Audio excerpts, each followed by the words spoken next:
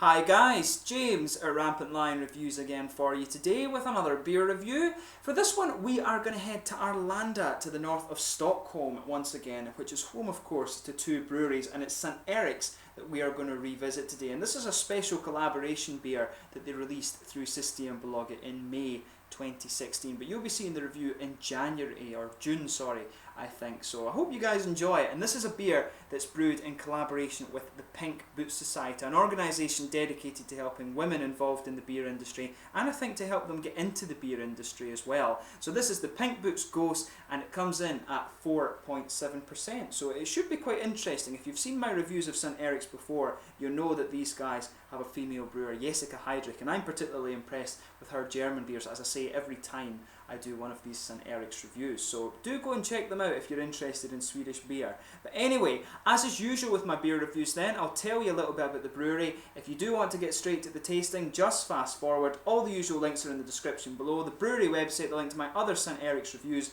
No doubt there will be even more in the near future. There's all the usual social media. Make sure you check that out. And if you do want to see more beer reviews, do subscribe to the channel. Those of you watching in Sweden, please do get in touch and let me know some of the other beers and breweries that you guys would like to see me review.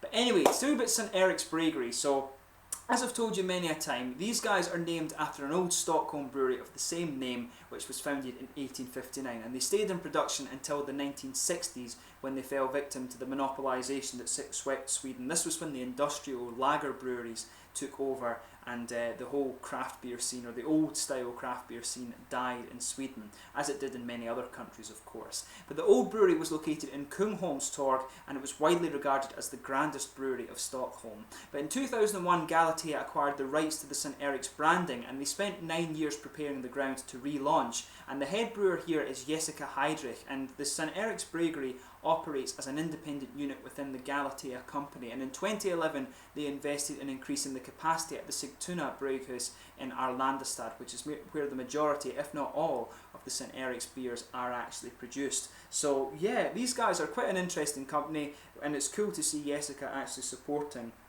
some of these organisations that help women advance their careers in the brewing industry. But St Eriks are probably one of the quite well established kind of craft breweries in Sweden these days. You can get their beers all throughout the country, and I've seen them back in Scotland as well. My Rauch beer review that I did from these guys was filmed back in Scotland, and if I was recommending this brewery, I would say try the German style beers. This is where I think Jessica does very, very well, but the other beers are good too. So just pick one you enjoy and see how you get on. My particular preference is for the German beers, but she does do some pretty good Belgian beers too, so hopefully we'll see some more of those coming from her soon. But yeah, so this one, as I mentioned to you, is a 4.7% Gose. It's brewed with, it's got hopped with Sax hops, it's got wheat and Pilsner malt, also I think some Brettanomyces or acid malts they were calling it on the website, and there's additions of coriander, elderflower and elderberry to this beer. And this one was brewed specially for the Pink Boos Society. As I mentioned at the start of the video, this is a society dedicated to helping women advance and find careers within the brewing industry. So it's a very worthy cause, and it's really cool to see Jessica getting involved in that. And I actually think, I was thinking about this, I hadn't tried a beer brewed by a female brewer until I came to Sweden. And Sweden, of course, is a country where gender equality is really quite big actually, and you know, it really should be in more countries I think. Back in Scotland it went a little bit on a back burner until we got a female First Minister, and quite rightly it's come back into the limelight. And brewing, I guess, like science in general, my field, chemistry and physics I'm involved in, there's not enough women kind of involved in it, I would say, and hopefully that's something that changes over the coming years. So we'll need to keep our eye on that, and hopefully we can start to get a bit of a better balance actually. So yeah, as you can see, and I wasn't expecting this actually, the beer has poured a nice kind of red, yeah, bright red, almost red winey colour. You could mistake this for like cranberry juice or something like that. There's a nice finger and a half of a frothy, creamy pink looking head on this one. It looks really, really nice. I'll just bring up the camera and check that you're seeing the colour of this beer. But yeah, very, very nice looking beer. I wasn't expecting it to be like that at all. Usually a Gose is a kind of golden colour, and it's quite wheaty and it's quite salty, but this looks a lot more like a fruit beer. I would never have guessed, if you gave me this beer in a glass and said drink that, I would never ever guess it was a Gose. And you smell it when it comes out the bottle, it's more like it smells like one of these Belgian like crepe beers or framboise or something like that. It really, framboise, I guess I'm butchering French now, but to me it looks really like that. But yeah, let's have a look at the aroma of this one and see how we get on. But yeah, definitely fair to say a nice almost cherryish red cranberry juice colour, this one. No transparency to it, a few bubbles sticking towards the side of the glass, a few going up towards the bottom of the head. But yeah, I never would have guessed this was a Gose, so yeah. Well, you can smell, in fairness, in the aroma, you can smell a little bit of the Gose underneath, but the aroma is dominated by sort of raspberries, strawberries, you know, the kind of fruity jam sort of thing going on in this one. But if you sugar it up a little bit,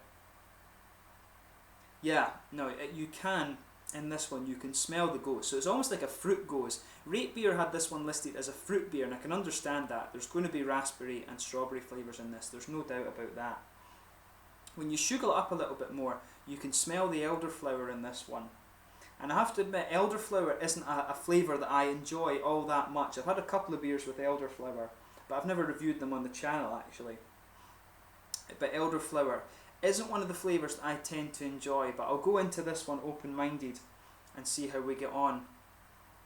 But yeah, the aroma in this one is what you would expect, or not what you would expect I should say. It's some nice kind of raspberry, sort of tart raspberry. There's a little bit of more juicy strawberry in there. You can smell a little bit of the slightly wheaty malt base. There's a little bit of the salt comes out that you would expect from the Gose too. But you can smell that kind of very distinct elderflower character in this as well. Maybe there's a little bit of tart character as well. You can smell a little bit of fruity tartness, but it's not like a sharp lemon tart thing that you normally get from Brettanomyces. It's more like a kind of cakey tartness, if that makes sense, or I don't know how you say it, like a strawberry tart, the kind of syrup, that sort of syrupy tartness in this one. But you can smell a little bit of the floral character from that Sats, that Czech Sats hop in here. But that smells really nice. As I say, I would never have guessed this was a Gose beer. If you gave me it in the glass and I didn't know what it was, I would never have guessed that this was a Gose beer. To me, this would be a fruit beer, but we'll go in and see what we think of this. So this one comes in at 4.7%, the Pink Boos Gose. Let's have a wee toast, since for what the organisation stands for, let's have a wee toast to all the women brewers out there. Go on.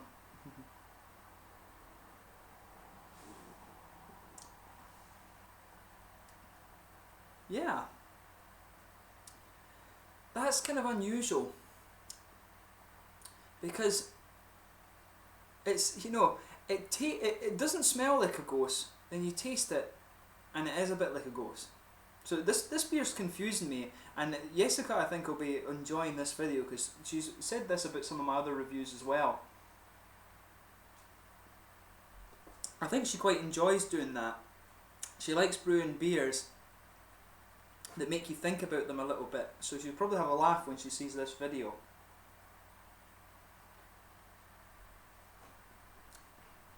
Because yeah, there is the definite Gose character to the malt base in this beer.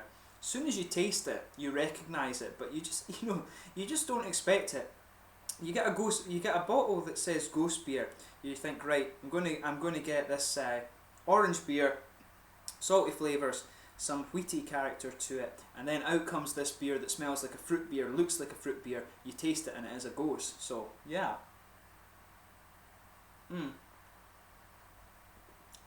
But yeah, this one's interesting because it is like a Gose beer in the malt base, but then it does have a little bit of a kind of red fruity character to it.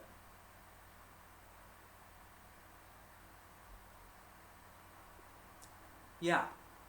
So in the middle of the palate you're getting what you would expect. There's a kind of light bready malt base. You can get the Pilsner and the kind of wheaty malts coming out of this one. They just blanket the bottom of the tongue there, the middle of the tongue.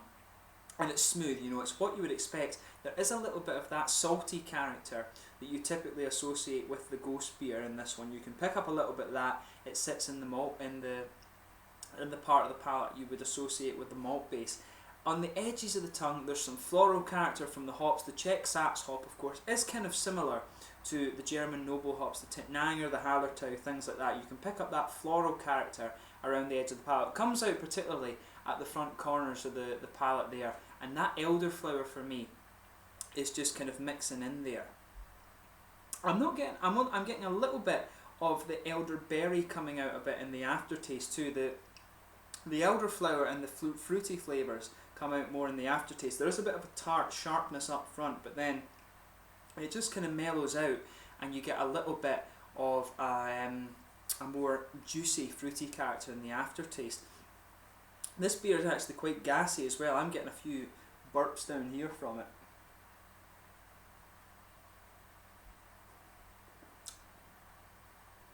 Yeah, I would stick with that analysis. The Gose malt base is there, the wheat, the kind of bready aspect of the Pilsner malt, the salt's there. As you move out towards the side of the tongue, there's that floral hoppy character, a little touch of earthiness, just very, very slight earthiness in the back corners of the palate. The elderflower is just almost lying underneath that sort of floral character that you associate with the Sax hop. It's grassy a little bit as you go around the front of the tongue, and then these fruity flavours are coming out in that little oily bubble behind the front curve of the palate. So you've got a bit of raspberry in there. I think it leans a bit more towards the strawberry side of things, but there is a little bit of the tart raspberry flavour coming out in this one. You've got a bit of the elderberry in there too. If you ever come to Sweden, make sure you try some of the elderberry cider that you get here, the recorder-like stuff. It's really nice actually. But you can detect a kind of similar flavour in this beer.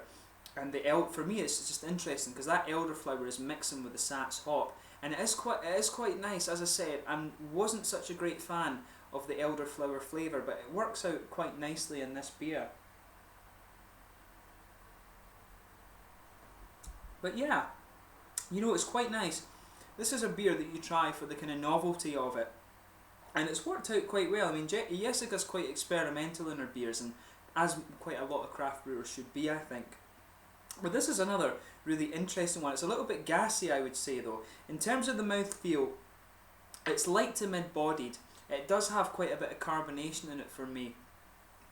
For me, I have to admit, I would like it just to be a little bit more smooth in that regard, because I'm not used to drinking such kind of highly carbonated things. But the flavour of it's nice. It's got a smooth malt base. The fruity, juicy character lingers into the aftertaste. There's a bit of hoppy dryness, and the real interesting thing about this for me is that you've got an elderflower character in there that mixes with that Sax hop, and the flavours of the beer are really nice. The only one thing I would say about this for me is that it's a little bit gassy, but as I always say, beer is subjective, and I think that's the thing with some of these fruit beers. They are a bit lighter in the mouthfeel that way, and a bit more gassy, and in fairness, the gassiness probably does help bring out a little bit of the elderflower in the flavour. So yeah, another really nice and quite interesting beer from St Eriks. So yeah, as I say, this one really confused me a little bit, but it's always cool to try some of the experimental beers that Jessica is putting out, and it's brewed in collaboration with a company an organisation with a very good cause. So we'll have a toast once again to the Pink Boos Society. This one was the Pink Boos Gose from St Eriks Bryggeri in Sweden. Skål! But yeah, as always, I hope you've enjoyed this beer review. Until the next time, please like, subscribe, share, all the usual YouTube stuff. Let me know your own thoughts on this beer in the comments section below. Do make sure, if you're a woman and watching this and you're interested in brewing it, do go and check out the Pink Boos Society. St Eriks Bryggeri are a brewery that have a really nice and quite talented brewer at the helm, female brewer at the helm. So make sure you go and check them out. But until the next time, like, subscribe, share, all the usual YouTube stuff. Let me know your own thoughts on this beer. Let me know your favourite beers from the brewery as well. That would be interesting to hear. But I will catch you soon with more beer reviews. The Pink Boos Gose from St Eriks Bryggeri in Arlandastad in Sweden. Skål!